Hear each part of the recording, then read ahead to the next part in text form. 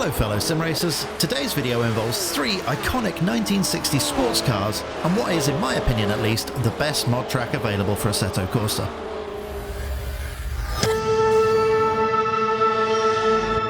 So this is the beautiful Porsche 908. Golden rule here is not to get distracted by the giant pool ball on a stick to the right of the GT40 in front of us, give it plenty of revs, slowly blend out the clutch, and that's a pretty decent getaway. In fact, it's a great getaway. We make several positions on the left here before our progress is halted by that rather swervy GT40 in front of us.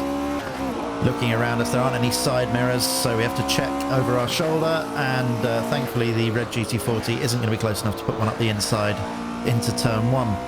This fast, sweeping series of corners here in the early part of the Riverside lap are not good for going through side by side like the AI are doing in front of us, so we are trying to make sure, well, we're given plenty of room to be perfectly honest. Very, very slowly down into the first of the braking points for the lap. Try and sneak one up the inside of this Porsche here, but we get a barge from that red GT40 as we thought we were going to get earlier on in the lap. Not going to put the car up in the inside between the two cars there, as that rarely ends well. Braking very early as well because, well, 1, the temps are cold, and 2, the braking distances in these late 60s sports cars are measured in football fields pretty much. Obviously steel brakes, not carbon, but the way the AI brakes in Assetto Corsa can catch you off guard quite a bit, so we are, particularly in the early lap here, as there's a dead Porsche on the left, particularly early in the first lap, we are braking much earlier than we normally would. Get a relatively decent run on our fellow Porsche out of there. This 908, has to be said, has got fantastic traction compared to the other two cars. So now we've made it through the madness of the first few corners, it's probably time to tell you what this video is actually about. So Assetto Corsa's got a pretty decent selection of late 1960s endurance cars for us to muck about in. There's the Ferrari 330p4s that scored a famous 1-2-3 at the 24 Hours of Daytona in 1967, but were beaten by the Ford at Le Mans that year. The GT40s claim wins at the Circuit de la Sarthe 4 years in a row, with the example model in Assetto Corsa taking wins in both 68 and 69. And then there is the Porsche 908 that I'm driving in this video, which never quite matched up to the more successful Ferraris and Fords, to be honest, as I ironically put one up the inside of the blue GT40 there. And to be honest, I'm driving the 908 because, well, I like it as a car to drive, and I've always had a bit of a thing for underdogs. As I said, 908 never managed to win any of the major endurance events at the time, well, Porsche sort of abandoned that development lineage, and then we got the all-conquering 917 going from the following year.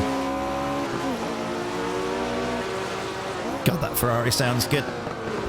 As said, long braking distances as we take a very ginger approach to the overtake there, as another Ferrari off out on the outside of turn 7.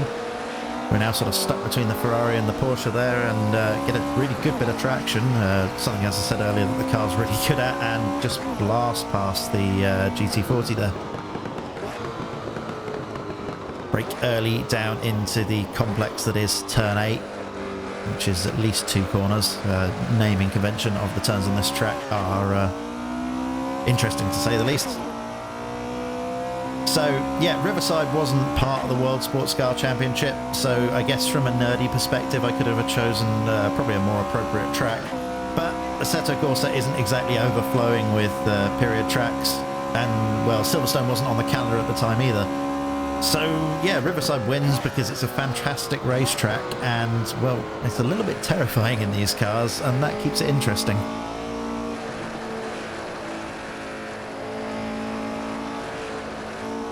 Be so careful getting on the throttle there, and I'm actually a little bit too careful this lap.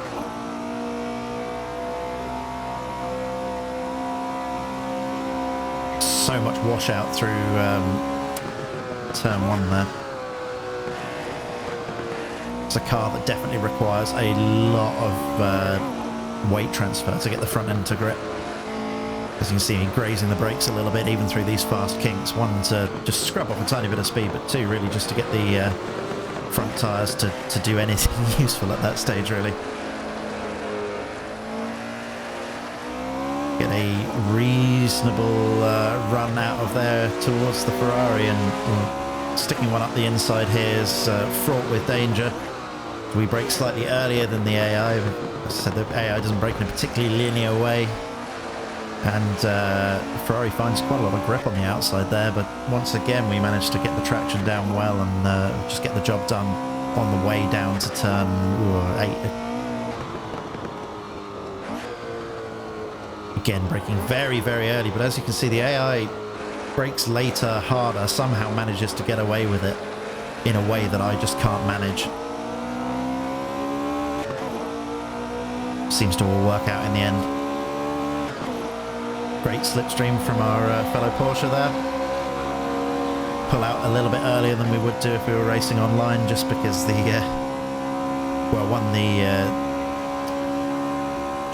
changing in gears in this car is quite pronounced, so the speed difference as you deselect one gear and engage the next can catch you off guard, but also because the AI likes to jink around a little bit. It's very bumpy in a straight line, and well, these Porsches in particular, the front end's very washy, so you get quite a lot of movement down the straights. So we get a much better exit from the final turn there than we did last lap.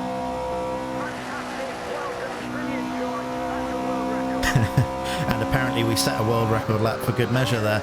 Well, there you go, guys. That sets down a marker. I don't think that lap was particularly good, as I understeer massively through turn 2.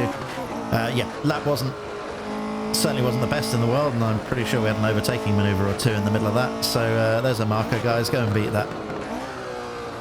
I want to talk about the track mod before I forget. This is a scratch-built mod by Lilski. If you've ever driven on his Bridgehampton mod, then you'll know exactly what to expect from Riverside, and it's frankly great. The road surface is really detailed, as the surroundings, which means this place feels as good to drive as it does to look at. As you'd expect, you can download the track over at Race Department, as I completely screw up our overtaking manoeuvre there once again, get a bunch of understeer in the middle of the corner, but we've got good traction on the way out, and we can leave the AI GT40 for dust. Yes, as I was saying, you can get the track over on Race Department, and I will put a link in the video description for those of you that are too lazy to Google it.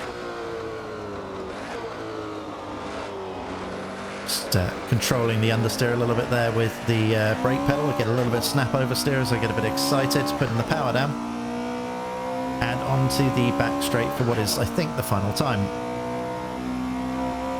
You gotta love those Dymo labels on the dash. I've got to say, my brain keeps conflating the Lardec and Delk labels together to form the word Dalek. I've made myself a promise that I wouldn't make any exterminate puns, because, well, you guys deserve better. Moving swiftly on, we enter turn 9 for the final time, taking it pretty easy because there's just not much of a threat from behind from the GT40, and the, I think, Ferrari off in the distance is, well, off in the distance. So there we go. Thanks in part to that monster start, 5th place was possible in the end. Thanks for sticking around to the end, guys. If you enjoyed the video, please consider giving it a thumbs up and subscribing to my channel, both of which would be massively appreciated. As always, thank you for watching and enjoy the rest of your day. Goodbye.